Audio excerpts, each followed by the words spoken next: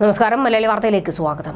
കേരളീയം പരിപാടിക്ക് മുക്കിയ കാശ് എത്രയെന്ന് കവടി നിരത്തി നോക്കിയാലും ഇനി കണ്ടുപിടിക്കാനാകില്ല.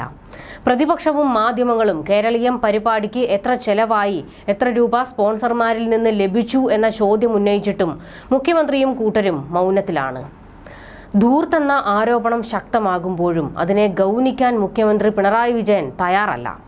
കേരളീയം സംസ്ഥാനത്തിന്റെ ആവശ്യമെന്നാണ് മുഖ്യമന്ത്രി പിണറായി വിജയൻ പറയുന്നത്.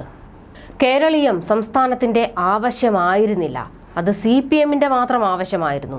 സംസ്ഥാനം കടക്കെണിയിൽ നിൽക്കുമ്പോഴാണ് കേരളീയം എന്ന ധൂർത്ത് നടത്തിയത്. കേരളീയം പോലൊരു പരിപാടി ഇതുവരെ ആർക്കും നടത്താൻ കഴിഞ്ഞില്ലല്ലോ എന്നാണ് പൊതുസമൂഹം കരുതുന്നതെന്ന് മുഖ്യന്റെ തള്ള്. കേരളീയത്തെ കലാരംഗം പിന്താങ്ങി. ആയിരക്കണക്കിന് കലാകാരന്മാർ പങ്കെടുത്തു. കേരളീയം ഒരു തരത്തിലും ധൂർത്തായിരുന്നില്ല. ഉന്നത വിദ്യാഭ്യാസ മേഖലയിൽ കേരളത്തിന് മികച്ച പുരോഗതി കൈവരിക്കാൻ കഴിഞ്ഞിട്ടുണ്ടെന്നും മുഖ്യമന്ത്രി പറഞ്ഞു.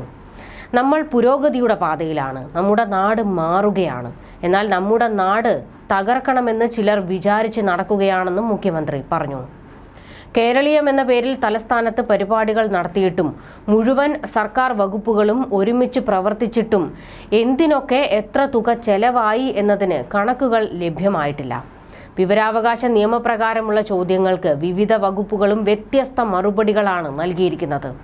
നികുതി വകുപ്പ്, ധനകാര്യ വകുപ്പ്, സാംസ്കാരിക വകുപ്പ്, വ്യവസായ വകുപ്പ്, പബ്ലിക് റിലേഷൻ തുടങ്ങിയ വകുപ്പുകൾക്ക് നിലവിൽ യാതൊരു കണക്കുമില്ല എന്ന മറുപടിയാണ് വിവരാവകാശ നിയമപ്രകാരം ചോദിച്ചപ്പോൾ ലഭിച്ചത്.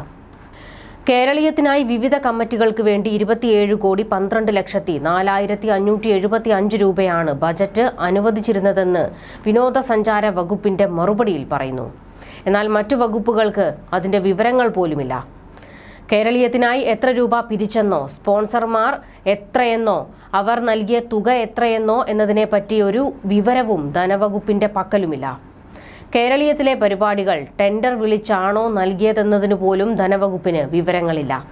കേരളീയത്തിനായി വിവിധ വകുപ്പുകൾക്ക് എത്ര തുക ചെലവായി എന്നതിന് അന്തിമ കണക്കുകൾ ലഭ്യമല്ല എന്നാണ് മറുപടി.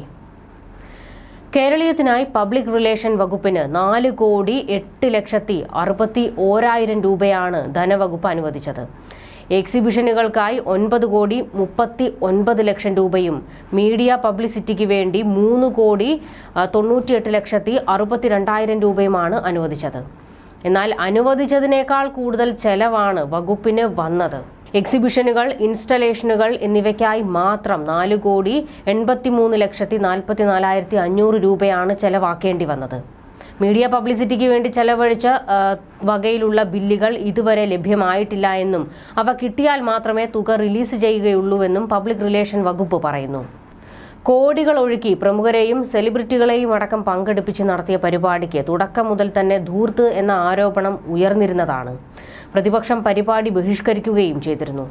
സാമ്പത്തിക പ്രതിസന്ധി ഉണ്ടെന്ന് നാൾക്ക് നാൾ പറഞ്ഞു നടക്കുന്നതിനിടെയാണ് ഇത്രയധികം കോടികൾ മുടക്കിയ പരിപാടികൾ നടത്തിയതെന്ന ആക്ഷേപങ്ങൾ ഉണ്ടായിരുന്നു.